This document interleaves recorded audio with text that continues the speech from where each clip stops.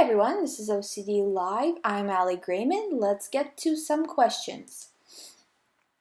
Okay, so the questions I got today, the first question would be about worries about the past.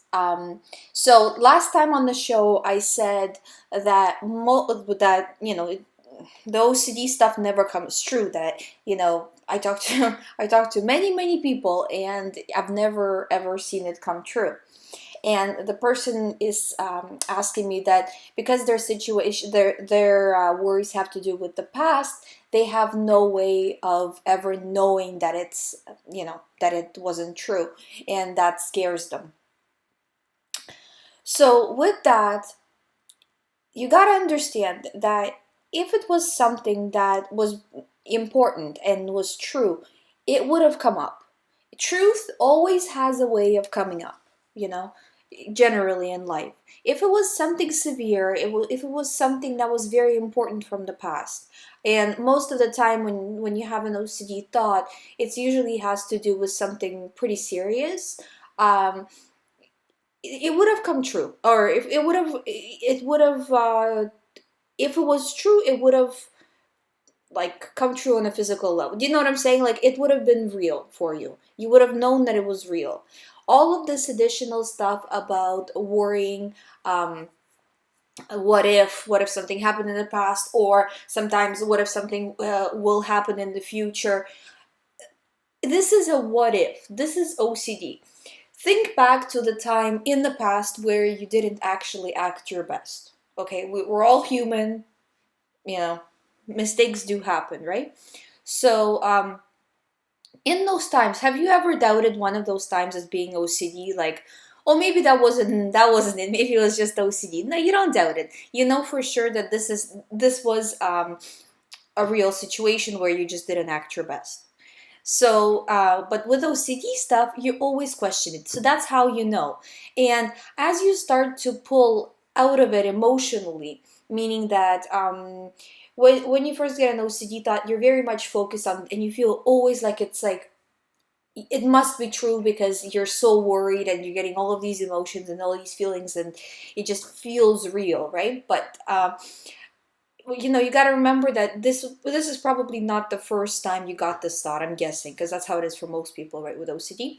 And every time it feels real, every time you're getting the same emotions, every time you feel like this is it, this is the one time, and it's never the one time. So if the other times felt real and were not the time, not didn't turn out to be anything, like I said, nothing came up, nothing happened. And then this is the same thing. And it's like, this is what I'm saying, is that there is nothing to suggest otherwise, and there is no proof. But when you have OCD and when you're looking through the emotional side, you think there's no proof, so that means it's bad. There is no proof because there's nothing there. It's like you're saying, I'm worried about in the past the aliens might have abducted me. You have no proof of that, right? So, it doesn't make it more true. Do you know what I'm saying? We can come up with any kind of situation. Maybe in the past I did this and this and this. It doesn't make it true just because there is no proof. There's no proof because nothing happened. There obviously, right? There wouldn't be proof if there was no situation. So you have to look at it through that way rather than looking at it through, if there's no proof, that means it could be true. So I'm telling you, really try to emotionally detach from it, because once you emotionally detach from it, you will see it how I'm seeing it, how everybody else is seeing it. But when you are in the middle of an OCD panic attack and you are extremely focused on trying to solve it, and extremely you can have the worry come in. And this is a good point that a lot of people get confused about is, well, I get the anxiety. There are two things here. The fact that you get the anxiety is based on the fact that in the past you reacted to this thought with fear. So in the past you reacted to this thought with fear, your brain took notice of that, and now it's sending you anxiety. This is an automatic process. You have no control over it. The only way you could actually fix that is if you seek reassurance, but that's a bad thing, because if you seek reassurance now to relieve that anxiety, you're sending the same signal again. Now this is, say, 2 times in a row, because in the past you send the signal that it's dangerous. Now you're seeking reassurance, and seeking reassurance, why? Because you're afraid, so you're sending a signal that you're afraid that it's dangerous, right? The situation. So in the future, if you do the reassurance now, in the future you're going to get another thought and another opportunity to do the reassurance, and that's how OCD generally develops. That's how it develops. So the anxiety that you're experiencing now has to do with the past only. It means nothing about the situation. The situation really is irrelevant. You reacted to something, your brain sent more of the same thing to you. It's like, it's just like an automatic process. It really means nothing, honestly. But what does mean something is your reaction now. If you start reacting, even if it feels bad, even if you get anxiety, because like I said, anxiety doesn't matter, react as if this thought doesn't matter to you. Live your life as if this thought doesn't matter. Yes, you are kind of like lying to yourself a little bit right now, because it does matter to you, but you're acting like it doesn't, and you will feel that, like you're not being your authentic self and all of this stuff. Everybody feels that way when they're doing the recovery process. This is work. This is recovery work. This is not meant to make you feel good right that second. It's meant to recover you from OCD. And the way to do it is to reprogram your brain. Your brain right now thinks the thought is true. As you are reprogramming it, it's going to go against you, because it doesn't want you to reprogram it. It wants you to be safe. And to it now, the safety means doing reassurance and being afraid of this thought, because it thinks the thought is dangerous. If you understand what I'm talking about. It's a little bit complicated, but this is the core of the OCD, is that to reprogram the brain, you're going to go through that uncomfortable stage. Don't take anxiety, just the feeling of anxiety and stress, to mean anything. Don't take feelings of guilt, feelings of shame, all of these feelings, that they mean nothing.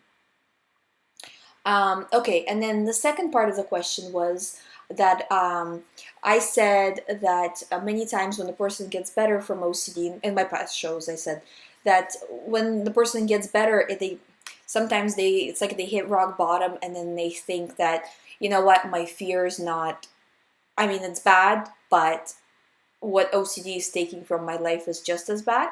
And the person is asking, well, what if you have really severe fears and really severe situations, like worries, that that wouldn't happen, because the fear is still worse than having OCD. And what I meant by that is not that the fear itself is not as bad, but logically, that the fear, I mean, you've had this thought so many times and it never came true, right? So that, the realistic possibility of that fear being real is not really there. It's just, again, it's just scaring you with emotions. So, living your life as if the situation is 100% true and worrying about it is not worth the fear that you're experiencing. So when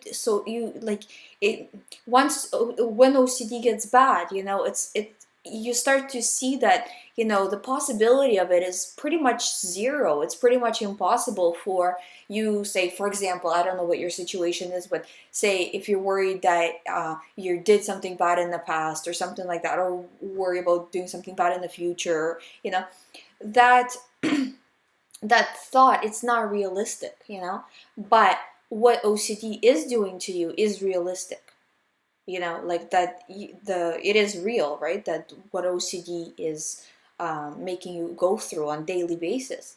So when you start to weigh those two against each other, that I'm worrying about something that's not even true, that's not even real, just feels real, but it's taking everything away from my life, and if, say, for example, a lot of the times, like, the people are worried about losing their family, losing the respect of their family, all of this kind of stuff.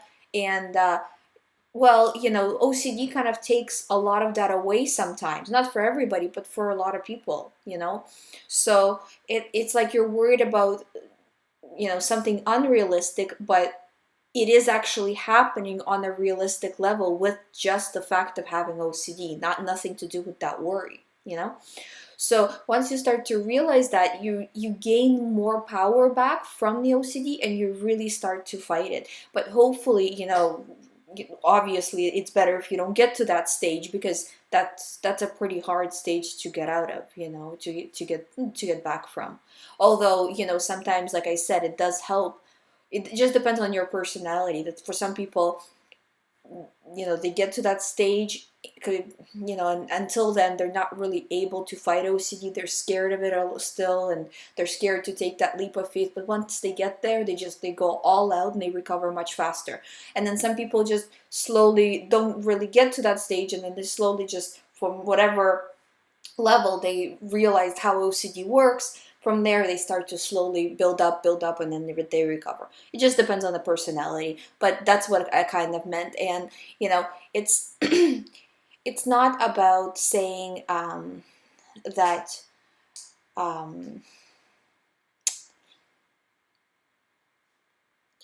it's not about saying that OCD is not, like having OCD is worse than your fear. Is having OCD is worse than the worry that you have, because it's unrealistic worry. So that's kind of what I meant. Okay, so let's get to another question. And another question I had is, okay, and this is my usual topic. I cannot go a show without discussing my extreme dislike for doctors. And I hope you guys can forgive me, but honestly, I hear this on daily basis. Pretty much every person that comes to me have already seen doctors, and I really don't understand how I can make a person recover, but the doctors cannot. It boggles my brain. Seriously, I don't understand why I can do something that a trained professional cannot do.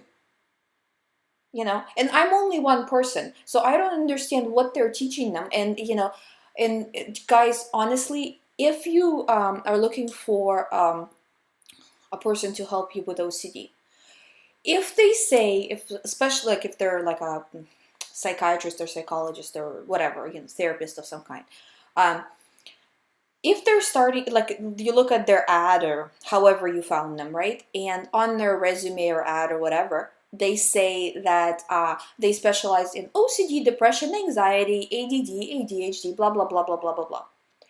Right away, I can tell you that this is 90% likely not the person for you.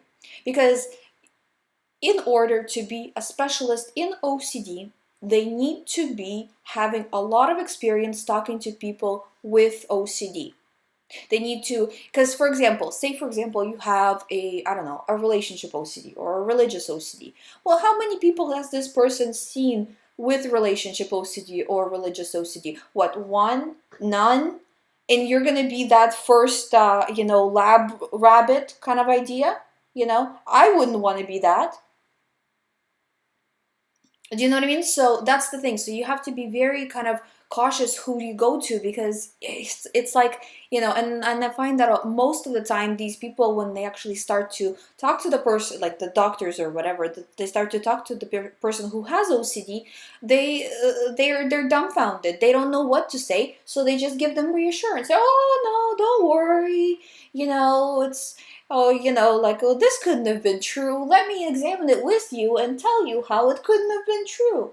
And the person feels better after each session, because they're reassured, basically. Nothing that people at home probably could do with them, right? But at the end of the day, they're getting worse. They're getting more thoughts. The thoughts become more vivid, and it just gets worse and worse and worse. So I'm saying to you, if you're looking for an OCD specialist, that is exactly what you need to look for. OCD specialist, person who specifically works with OCD, and they can do other things on they can have others things that they help people with, but OCD has to be their main thing, because if it's just one of the listed topics, I mean, I don't know. I honestly, from personal experience of having OCD and getting over it and talking to many doctors, and I'm telling you. I wouldn't, honestly. So, okay, and then this question, it has to do with that. I'm not just rambling endlessly. Um, so, this person, they read something about confusing obsessions with delusions, and how something about most OCDers being diagnosed with psychosis or something like that. Okay, so I'm not going to read the whole question, but that was the basic of it. That I'll give you my example, okay? So you can understand how OCD can develop into delusions and psychosis. Okay, so when I started out, I thought, what if I somehow got HIV? Okay, because my OCD kind of switched topics a few times before I got over it, but originally it started with HIV. And I have a very good example of delusional thinking with that, so I'm going to give it to you so you understand what I'm talking about. So at first, it was a pretty kind of fairly realistic thought, you know, so, oh, what if I got HIV and all of this, okay? So, and then I got tested for HIV, and obviously I didn't have it, and then that wasn't good enough, and then I got tested again. And again, getting tested for something like this when you clearly have no reason to get tested for it, it's reassurance behavior. And reassurance behavior, just like I said earlier, creates more OCD thoughts. So I got tested again and again and again because I didn't know what OCD was, so I was doing the wrong things continuously, right? And that's how most people are. Like when this started happening to me, I had no idea. I've never heard the term OCD, you know, because it wasn't as popularized back then as it is now. So to me, I knew something was happening. I knew something was off. You know, I could see that my anxiety was not really proportional to even if I did have it.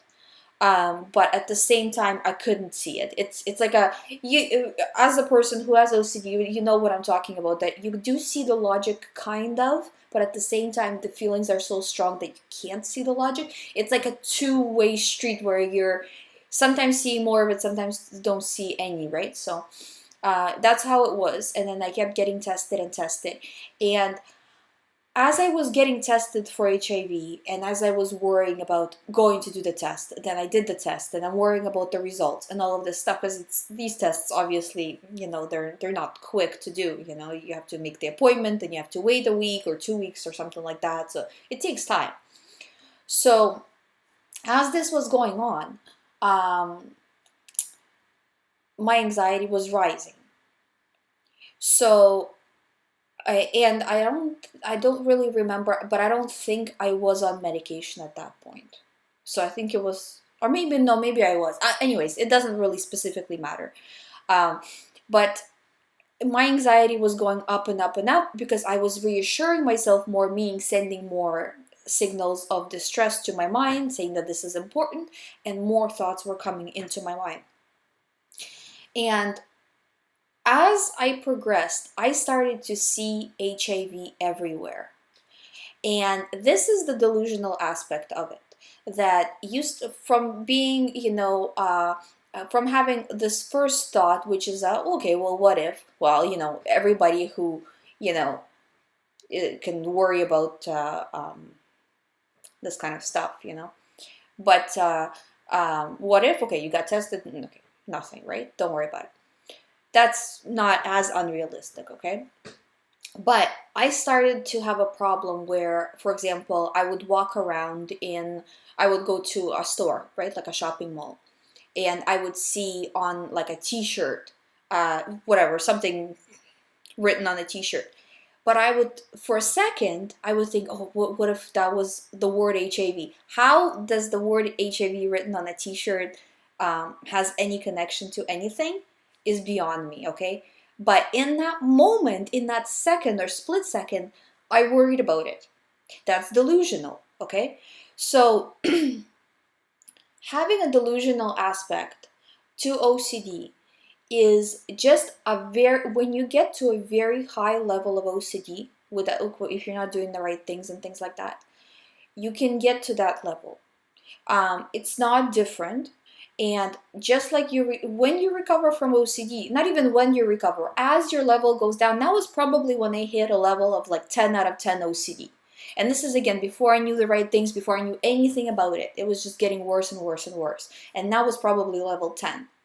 So basically, it starts to consume your life. Everywhere you look, you see, like for me, HIV. Say, for example, if you're worried about contamination stuff, you'll see that everywhere, So nothing is enough. No hand washing is enough.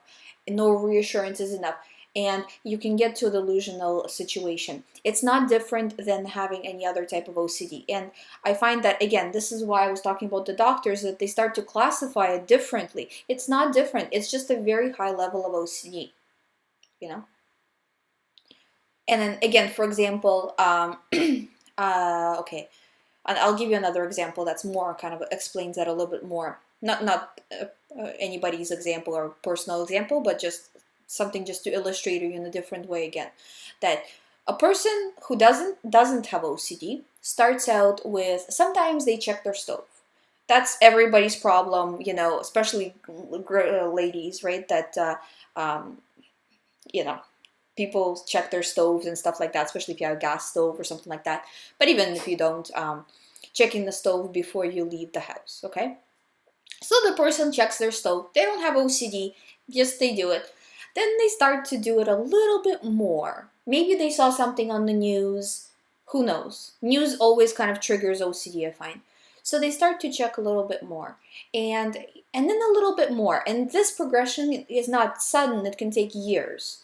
So, and then they start to get delusional about it, where they get to the level of OCD which is very high, and they think, they look at the stove doesn't have, I don't know how your stove is, but for example, our stove, it has lights that light up when there's heat, right? So it kind of lets you know. So they see that the light is not on, but they still look at it and think, well, what if the light is on? But it's not on. That's delusional. That's just a very high level of OCD, because they're so worried about turning the stove off that even looking at a light, they're thinking, well, what if it's not really, what if it's, so it's not realistic, but it becomes so unrealistic that it gets into the delusional aspect of it. So it's not any different. Don't let people tell you that this is a different thing. And the recovery is the same, that as long as you keep reinforcing that this situation is not real, it's not important, you will start to see that these delusional thoughts are going away, because your OCD is getting lowered. Because you can't get a delusional thought at a level, say 6 or 5 out of 10 when it comes to OCD, like the severity level that you're still worried about, but it's not at like a level 10. At the level 6, 5, you're not going to get a delusional thought. So that's the thing. So, but when OCD hits the ceiling for you, basically, you can easily get it. So you can get over it. Don't read more into it. This is just a part of the process. Anyways, that was the questions I had this week. If you have a question, you can email me at info@youhaveocd.com. Just please let me know if you would like me to answer the question on the show or privately through email. I do encourage you to allow me to answer on the show. As you can see from today's questions, it's anonymous, basically, because nobody's gonna know that you asked the question, but it may help somebody who had the exact same question, because I can't come up with every question, just because I can't think of all of them, right? So it really does help for other people, and we need to bring the awareness up on this stuff, that OCD is not about hand washing. It's not about how they portray it in the media. Honestly, guys, in all of my years of doing this, I have only had probably 2 people or 3 people who were doing hand washing. It's not a common type of OCD. It's just not, and obviously it's still severe, but it's not very, very common. The most common type of OCD, I would say right now, generally most common type of OCD is harm OCD. So, and it depends on what kind of harm OCD, but generally that's the most common one. False memory OCD is also extremely common, but generally pure O types, which is the false memory and which is a lot of the times the harm one. Um, those are generally the most common ones that I see. So anyways, so yeah, if you have a question, please email to info@youhaveocd.com. If you would like to start a recovery program with me, you can do so by going to youhaveocd.com. I also have ebooks for sale there. I also do have free articles there as well about OCD, so please check that out. And thank you guys for listening today, and I will see you next Wednesday. Please send me your questions.